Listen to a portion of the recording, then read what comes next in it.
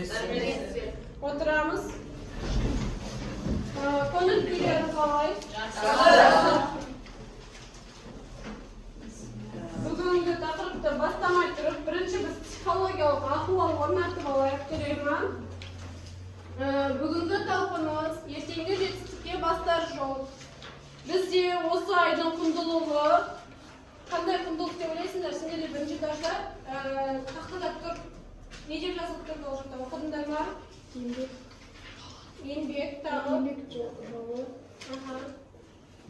Осы ай сонымен қандай ай болып келеді бізде? Еңбекке толы ай. Тағы.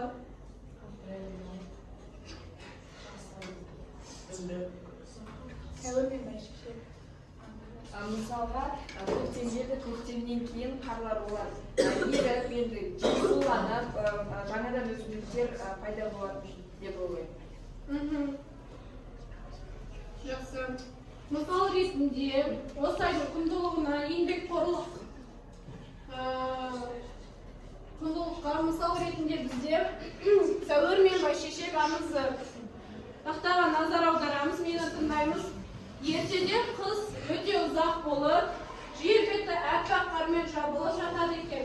Адамдар да, жануарлар да көктемді асыға күтеді. Бірақ көктем кешігіп, күн суық күйінде қала береді.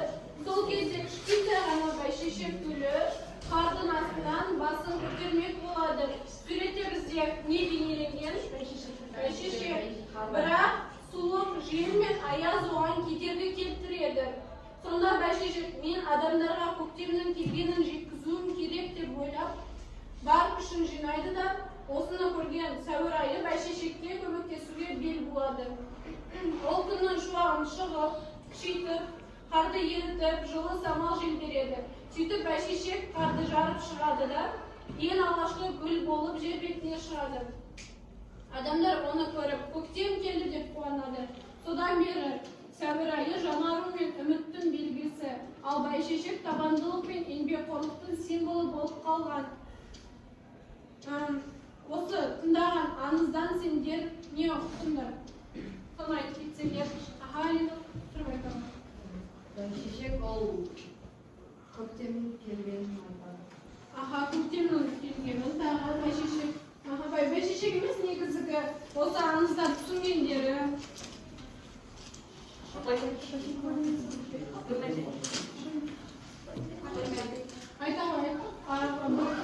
Ол қиындыққа қарамай алға ұмтылуды үйретеді. Аха, тағы да айтамын. Бұл жерде бәйшешек қарға қарамай алдыға қойған мақсатына жете алатын, оның қандай еңбекқор екенін көрсетеді. Аха, тағы да қосатындар бар ма? Тағы айтамын. Еңбекқор болу деген. Аха. Жақсы. Бәріне таратып шықтым ба мен? Мына жақта сендерде бұл бізде бағалау қағазы. Қазір бізде топтық, жұптық, жеке тапсырма орындағанда менде дескриптор айтып шығам. Сол дескрипторға байланысты сендер бағаны белгілеп отырасыңдар. Бірден 10-ға дейін баға берілген. Оқушының аты жөнін жазып шығыңдар, каждыларын өздерін аты жөнін. Аха. Және сабақ соңында өткізбейіз бұрын сендер жақсы түсіндім, сұрағым бар, өте жақсы түсіндім дегенді белгілейсіңдер. Үшеуінің біреуін. Аты жөндерін жазып шығыңдар.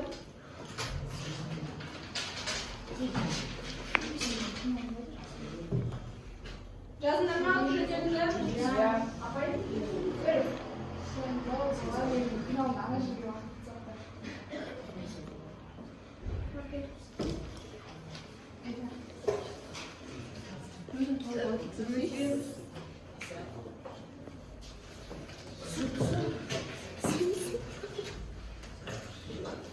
Мен сендерге үй тапсырмасына тақтағына аударамыз. Осыны берген ем? Үй тапсырмасын.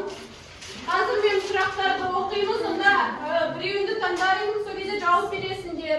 Біріншісі бізде тапсырмада сөйлемдерді дәптерге толықтырып жазыңдар деген. Жазушаның маңызды құрамдас бөлігі бізде. Айта ғой. Жазушаның маңызды құрамдас бөлігі ол ядро. Молодец. Сендер барлықтарында сондай ма? Ядроның жіп тәрізді құрылымы айтамыз. Хромосома бәрінде солай ма? Жақсы. Әрбір организмде ненің саны тұрақты болады? Артында кім қол көтеріп жатыр? Хромосомалар. Дұрыс па? Бәрінде солай ма? Жақсы. Суретте цифрлармен не көрсетілген? Абдинұр? Суретте центромер Сандарын айтып шыға ғой. Бірінші суретте бір санмен. Бірінші суретте центромері, екінші суретте хроматиза. Дұрыс па? Екінші тапсырыңыз. Номер 2-де ДНК молекуласы және де наруыз көрсетілген. Абдинұр қатер жауаптарымды тізіп алып жүремін. Үй жұмысын барлықтарын орындадыңдар ғой? Мен жұмыс жасадыңдар ма? Бағана айтқан сұрақтардан жауаптарын естіңдер ғой? Қателер болса түзеп алыңдар.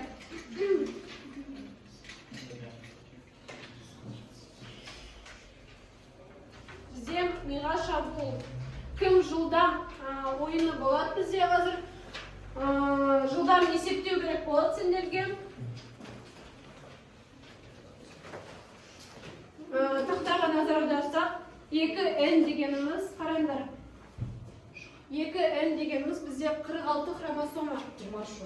23 жұп болып келеді. Яғни 23 жұпты 2-ге есе көбейтсек 46 болады. Ол бізде 2N диплоидты болып келеді. 23 жұп бізде 1N болып келеді, бірақ 1 деген сан жазылмайды. Сол үшін N деген ғана әріп тұратын болады. Бірақ сендер білетін боласыңдар, точно ол жақта 1N деген мағынаны білетін. Қазір осыны айтамын, сендер қол көтеріп жауап беретін боласыңдар. 2N тең 24-ге тең болатын болса, 1N қаншаға тең болады? Абдурахим? 8. Жоқ, 1N дегеніміз азайтамыз, 2 есе кемітеміз. 2N болса біз 2 есе қосамыз. Дұрыс. 2N 30 болса 1N қанша болады? Айта оған. 15. Дұрыс.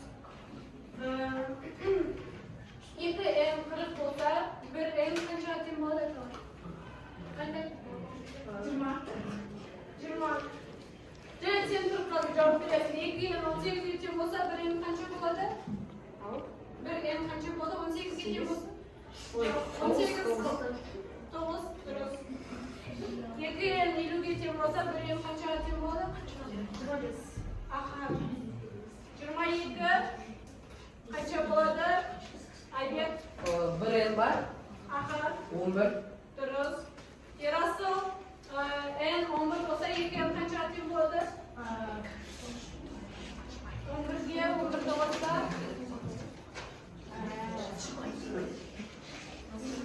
22 отыра ғой. 9, 2N, айта ғой. 18. 6, 2N, 12. дұрыс. N 13, ал 2N бізде N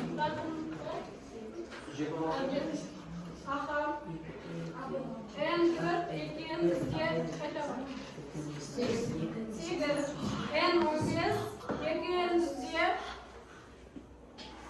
артында. Дұрыс.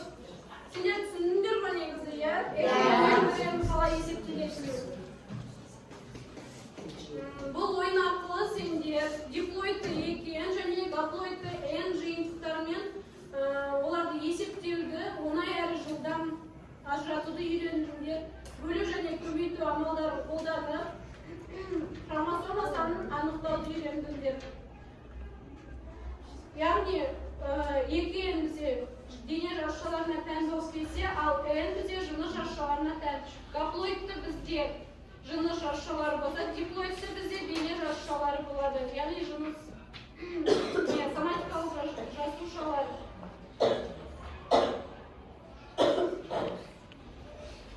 Қазір осы сұрақтарға сендер видеоны көріп, соңында жауап беретін боласыңдар.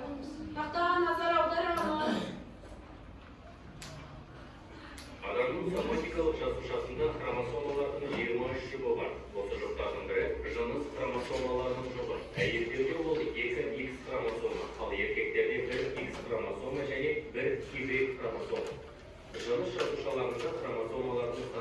сперматозоидты, яғни оларда 23 жұптан бір ғана хромосома болады. Сондай-ақ бұл жыныс хромосомаларына да қатысты, яғни сперматозоидта не X хромосома, не Y хромосомасы болады. Аналық гаметасында немесе жынысқа жатқышында тек қана X хромосома болады. Жынысқа жатқыша құрамында X хромосомасы бар сперматозоидпен топтанған жағдайда қыз бала дүниеге келеді. Жынысқа жатқыша құрамында Y хромосомасы бар сперматозоидпен қосылса, нәтижесінде ер бала да. Видеоны көріп болыңдар. Қазір сұрақтарға жауап береміз. Видео түсінікті болды ма?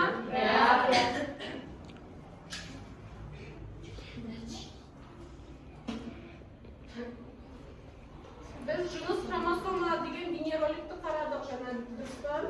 Енді мына жақта екі сұрақ берілген. Адамда неше жұп хромосома болады? 23 жұп хромосома тұрады. Әйел мен еркектің жыныс хромосомалары қалай ажыратылады? Еркекте X ал әйелде Y. Дұрыс емес, кім дейді? Еркекте Y, әйелде X. Яғни әйел адамда X деп белгіленеді, еркек адамда X, Y деп белгіленеді, иә? Дұрыс. Сонда біздің сабақтың тақырыбы соматикалық және жыныс жасушалары, гаплоидты және диплоидты хромосомалар жиыны. Жасушалардың жіктелуі бізде әрбір өсімдік пен жануар түріне тән тұрақты хромосома саны болады. Организмдерде жасушалардың екі негізгі түрі бар: соматикалық және жыныс жасушалары. Жыныс жасушаларын біз гаметалар деп те атаймыз. Соматикалық жасушалар ағзаның барлық ұлпалары мен мүшелерін түзеді. Олардың ядросында екі еселенген хромосомалар жиынтығы, яғни диплоидты екіген жиынтық болады. Диплоидты бізде соматикалық жасушаларға тән болып келеді. Диплоидты бізде екі деген мағынаны білдіреді. Ди ол екі. Бұл дегеніміз хромосомалар жұп күйінде кездеседі. Абдурахим ал жыныс жасушаларына қошы. Қатты Ал жыныс жасушаларында хромосома саны 2 есе аз болады. Яғни оларда тек бір ғана жиынтық галоидты L хромосомалар болады. Бұндай ерекшелік ұрықтану кезінде екі жасушаның қосылып, қайтадан диплоидты жиынтық түзуіне мүмкіндік береді. Яғни жыныс жасушалар бізде N1 жасуша, яғни гаплоидты болып келеді. Олар жұп құраған кезде диплоидты соматикалық жасуша туындайды. Суретке назар аударсақ, гаплоидты біреуі белгіленген, біреуі 46 хромосома бізде гаплоидты болып келеді, біреуі. Диплоидты бізде екеуде, яғни олар бірге жұптасады, пішіні, түсі, формасы арқылы. Сол кезде 2 және 2-ден жиналса диплоидты болып келеді. Жұп, яғни. Алина, қош. Егер организмнің қатты болса, Егер организмнің диплоидты жиынтығы 18 хромосомадан тұрса, онда оның гаплоидты жиынтығы 9 хромосома болады. Диплоидты жиынтықта әрбір хромосома өз жұбымен болады. Олар гомологты хромосомалар деп аталады. Яғни пішіні мен мөлшері бірдей хромосомалар бір жұп құрайды. жаңа айтып кеттім, яғни суреттегі түсі, пішіні, солар бірге жұп болып келеді. Сол кезде диплоидты екі болады. Әрбір түрге тән хромосомалардың толық жиынтығы кариотип деп аталады. Кариотиптің зерттеу кезінде хромосомалардың саны, мөлшері және пішіні ескеріледі. Келесі суретке назар аударсақ, бұл бізде адам хромосомасының диплоидты жиынтығы.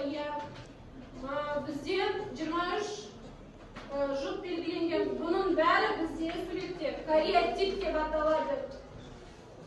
Кариотип дегеніміз осы 23 46 хромосома, 23 жұп кариотипке жатады. Әрбір өсімдік болсын, жануар болсын, түрі ағзаларда өзінің кариотипі болады. Олардың өзінде тұрақты хромосома саны болады. Аутосомалар кім қойды?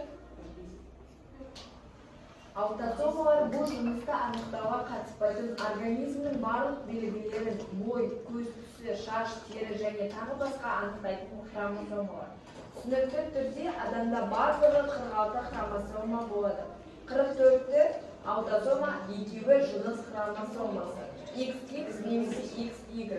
Аутосомалар жұп болып орналасады. Әр жұпта біреуі анадан, біреуі әкеден келеді. Олар дене белгілерін қалыптастырады. Суретте, сендерде 23 жұп хромосома белгіленген, 22-сі бізде, если бұл диплоидты болса 22 аутосома, гаплоидты болса 44 аутосома болып келеді. 23-ші бізде всегда жыныс хромосомалары, немесе еркек, немесе әйел адам болып келеді. 23-ші бізде аутосомаға жатпайды, олар жыныс хромосомасы болып келеді. Қазір бізде топтық жұмыс болады. Сендер осы отырғанмен топқа бөлінесіңдер. Бірінші топ, екінші топ, арттағы екі қыз, үшінші топқа қосылып кетсеңдер. Үшінші топқа қосыламыз. Ауысамыз алдыңғы қатарға.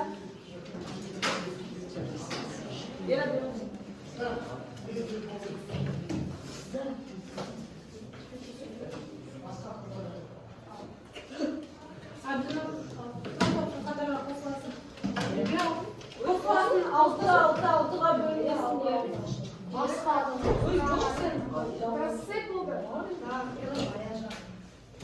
Или я, айдып кесіңіздер.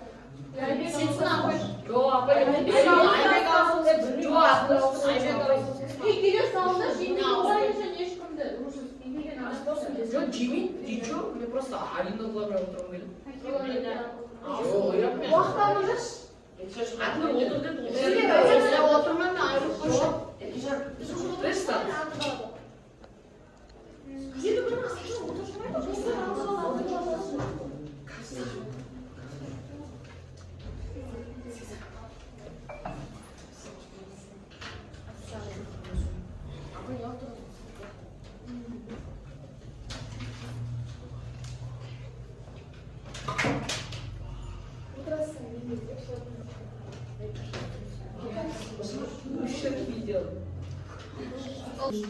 Үш топқа бөліндіңдер. Каждайдың алдында өздерінің сұрақтарын тұрып бар. Бір-біріне жақындасып, айналасында тұрып бірге жасайсыңдар жұптық жұмыс. Осыларымыз ортасына қарай жиналамыз, ортасына жиналып, жұптық жұмыс жасаймыз.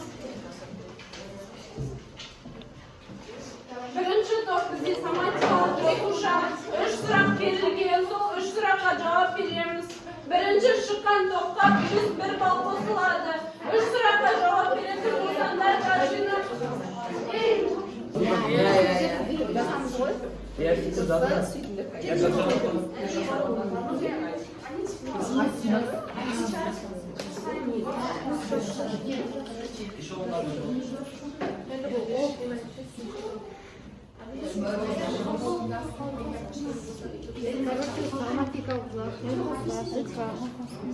Mana o короче кітаптар.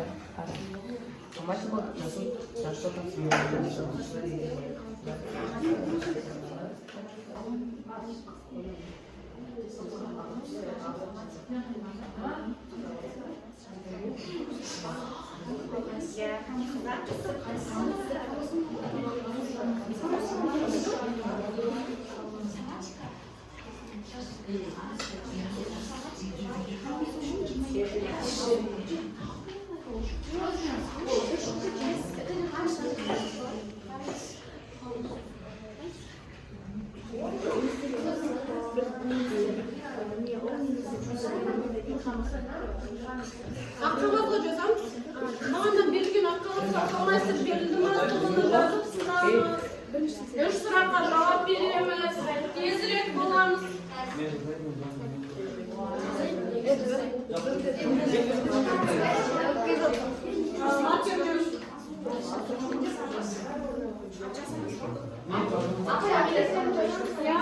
Үш сұрақта оңай сендерде. Тезірек Birinchi chiqqan topqa plus 1 ball. Anda жазасыз ба?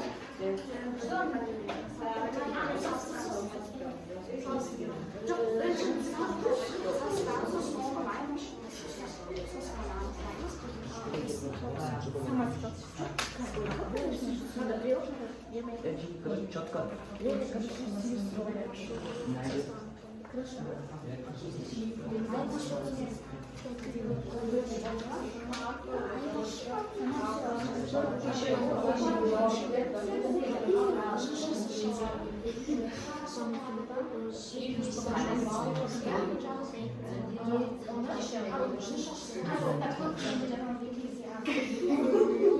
Tezrek bo'lamiz.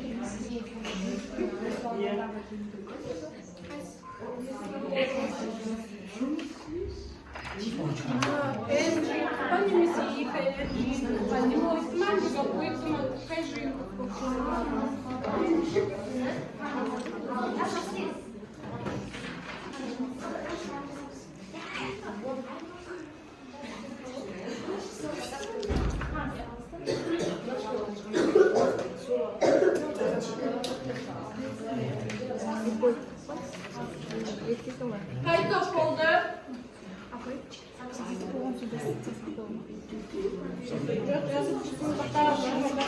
Taxtaga 2 o'quvchi so'raydi. Men chiqay.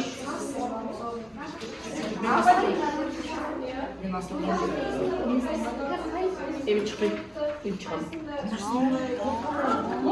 Короче, meni xromosom degan oldu. Birinchisi qizlarniki Y, ularniki Y, qizlarniki X edi.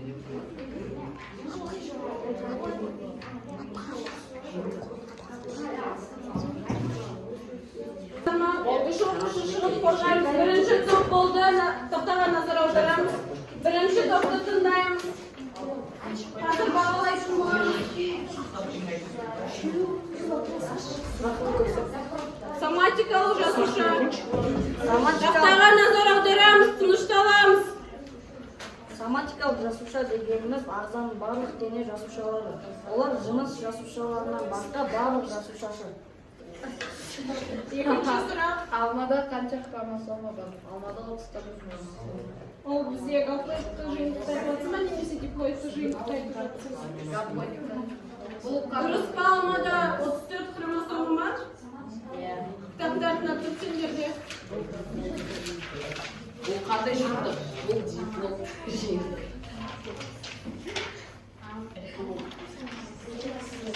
Соматикалық расшады диплоидты жиынтықта 34 бар. 34 бізде диплоидты ма, гаплоидты ма?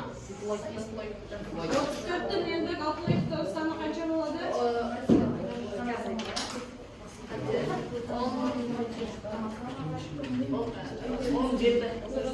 Отырамыз. Birinchi topqa birinchi chiqqani uchun 1 ball. Birinchi sұраққа javob bergen үшін tағы 1 ball. Sұрақтарға javob bergen үшін 4 ball өздеріне белгілеп аласыңдар. Екінші топ шығады. 3 адам шықсаңдар жеткілікті. Екінші топты тыңдаймыз. Бірінші топ. Үшінші топ тыңдаймыз. Бізде екінші топ шықты. Бізде жыныс жасуша дегеніміз не?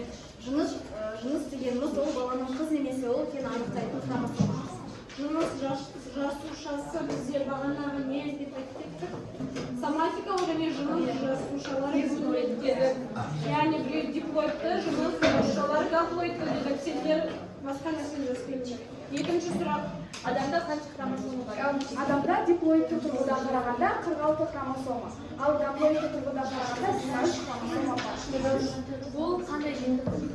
Жыныс жасушасы қандай жиынтық? Бұл жиынтық бізде диплоидты. Наплойды. Сендерде 2 балл белгілеп аласыңдар, себебі бірінші сұраққа сендер дұрыс жауап бермедіңдер.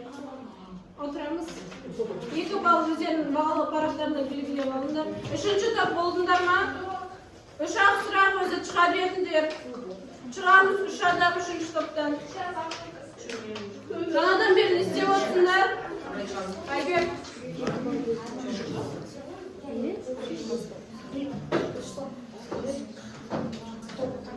3-ші топ шығамыз. 3-ші топқа 0 балл. Рахмет. Көп рахмет, рахмет. Болмайсыңдар ма тез? 1 минут берем.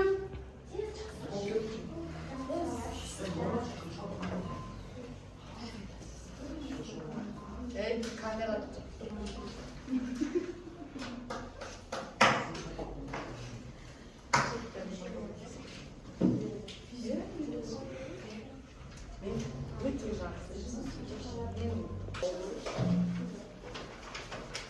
Оқи берсеңіз.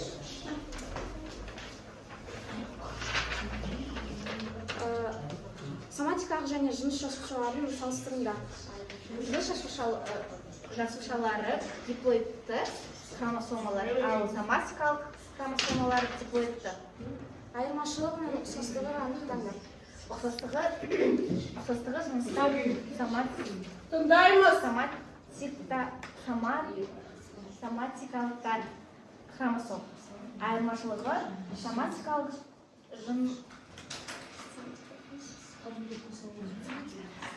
хроматикалық ұлпалар мен мүшелерді түзеді, ал жыныс хромосом жынысты. Қайсысында хромосома көп? Соматикалық. Соматикалық бізде қандай хромосома болып келеді? Қандай жиынтық? Диплоидты. Дұрыс. 1 балл белгілеп алыңдар өздеріне. Екінші тапсырма бізде диплоидты, гаплоидты, бұл бізде жұптық жұмыс. Өз орындарына отырыңдар енді.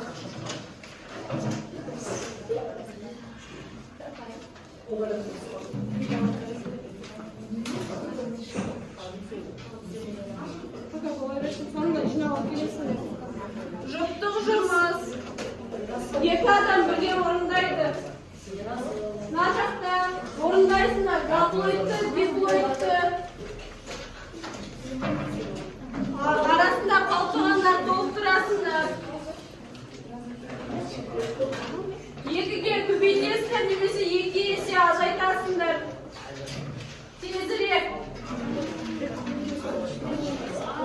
Апай қайда жазамыз? Апай бізге жаза беріңдер қағазға.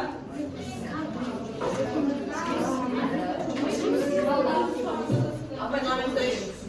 Соған жаза бересіңдер, қағазға жаза бересіңдер. Тынышталамыз. Айбек, Бахир.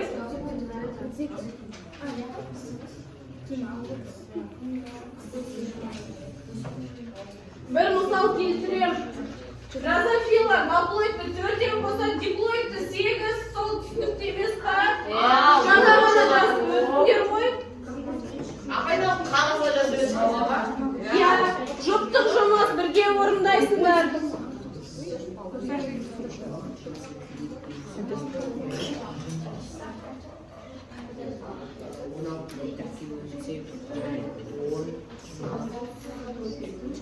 Yetti minut berem. Жайда апай. Кім бірінші болады оқиды? Кім бірінші болды?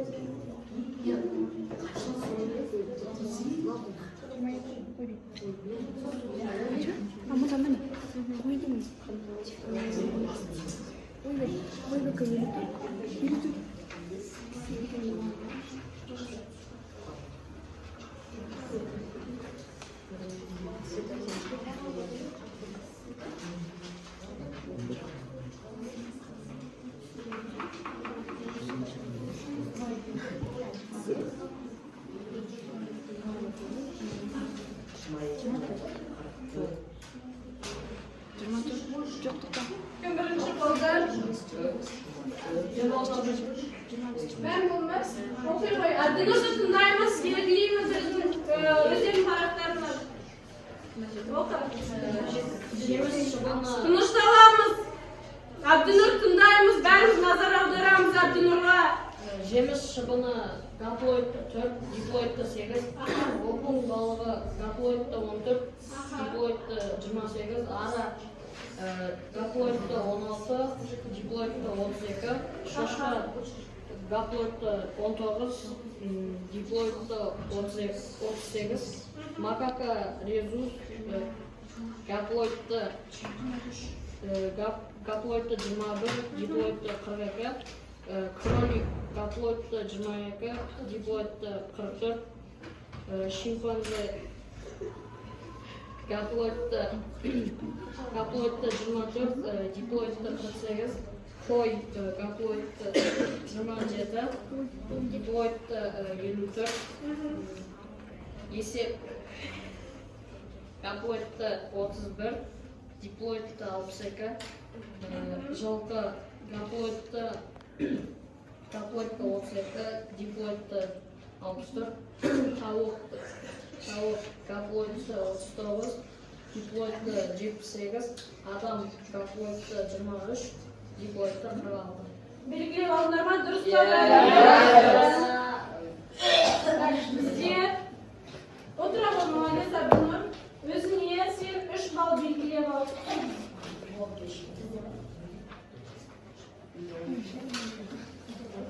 Кестені толықтырғандар 2 балл белгілеп алады. Семантикалық және жыныс жасушасы дегеніміз қайсы диплоидты, қайсы гаплоидты? Қайда бар? Семантикалық жасуша ол диплоидты, Жыныс жасушасы ол гаплоидты. Аха, енді осы жұптық жұмысты толықтырғандар, кестені толықтырғандар өздеріне 3 балдан белгілеп алады. Бақалғыларда тұра тұрсын, сабақ соңында жинаймыз. Қазір бізде жеке тапсырма, әркім осы қағазға орындай бересіңдер. Бағана жұптық жұмыста кім жас болды, солар өздеріне 3 балл белгілеп аласыңдар. Қазір жеке тапсырма таратып жатырмын. Дұрыс жауапты таңдайсыңдар. 3-ақ сұрақ, 1 минут беремін. Бұлар да бағаланады. Бәріне таратылды ма? Өздеріне балдарын белгілеп алыңдар ма жұптық тапсырмадағы? Жеке жұмыс, таңда дұрыс жауапты сұрақтар, семантикалық жасушада қанша хромосома болады? Қазір соны жауап беріңдер. Жыныс жасушасы қалай аталады? Жыныс жасушасындағы жиынтық қандай болады? 3 сұрақ, 3 түрлі адамнан сұрайтын боламын. Болғандар бар ма? Мен болмапай.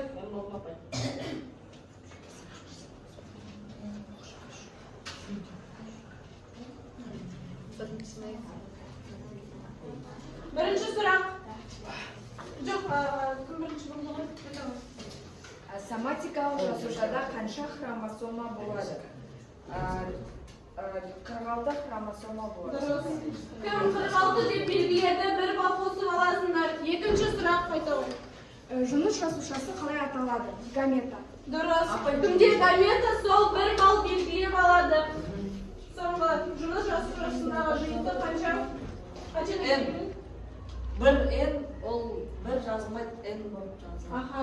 Сонда бізде ол гаплоидты жиынтық, иә? Дұрыс. Кімде N деп тұр, солар 1 балл қосып алады.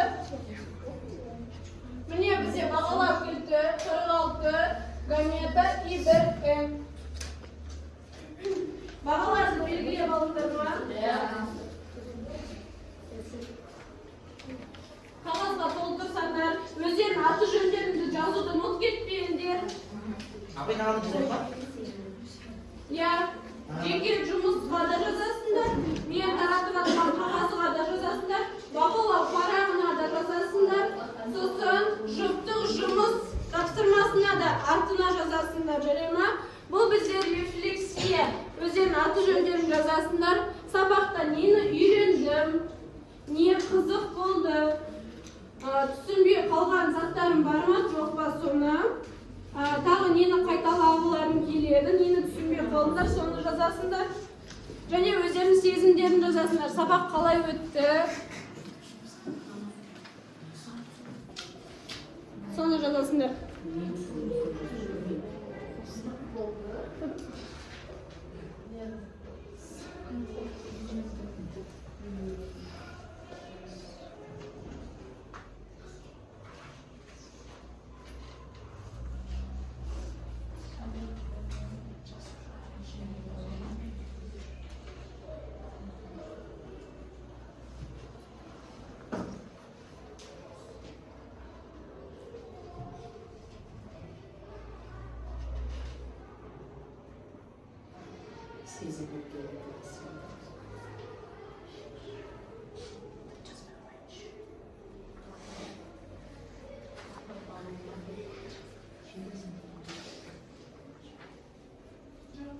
Бұл бізде рефлексия. Бұл әдіс сондай. Яғни ой картасы деген әдіс қолдандым сендерге. Тақырыпты жазасыңдар, семантикалық және жұмыс жасушалары, немесе диплоидты және гаплоидты жиынтық деп жазыңдар.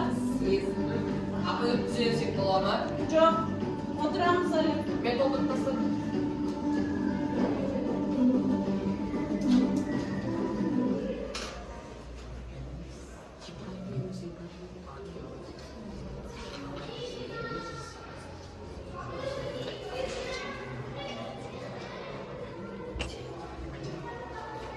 Үш минут уақыттарыңды бөле тұрсаңдар, біз ашық сабақты кішкене кешігіп бастадық қой.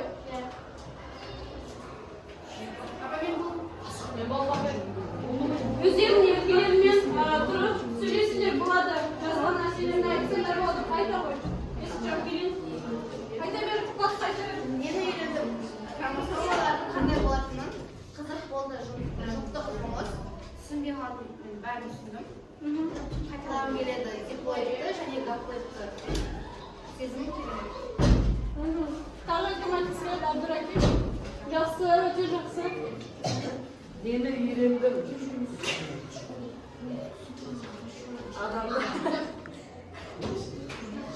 Адамдар қанша хромосома бар екенін білдім.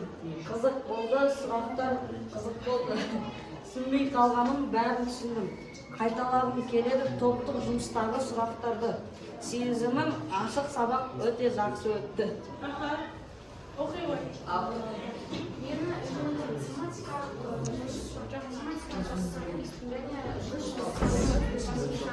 Ажыратуды қызық болып жұмыс түсінбей қалған жасушаның жиынтығы қайталағым келеді топтық жұмыс сезімі. Оқи ғой. Нені үйрендім? Мен бүгін хромосомалардың оңай түрде қалай шығаруға болатынын үйрендім. Қызық болды. Мен үшін бұл сабақ өте қызықты өтті. Әсіресе топтық жұмыс ұнады. Түсінбей қалғаным. Маған бәрі түсінікті. Қайталағым келеді. Бүгін маған қойылған сұрақтарды басынан қайталағым келеді. Сезімім. Мен ерекше сезімде болдым. Слайдтар ұнады. Соңғысы. Мен нені үйрендім? Мен бұл сабақта диплоидты, диплоидты және жыныс жасушалары қалай құралатынын үйрендім. Қызық болды маған N және 2N және оны екі еселеніп көбейткеніміз ұнады. Түсінбей қалғаны маған соматикалық жыныс жасушасы маған түсініксіз болды. Ал мен қайталағым келеді осы тақырыпты. Сезімім өте жақсы. Маған бұл сабақ қатты ұнады. Үй жұмысына сендер біліміңді тексерді орындап келесіңдер. Орындарымыздан тұрамыз.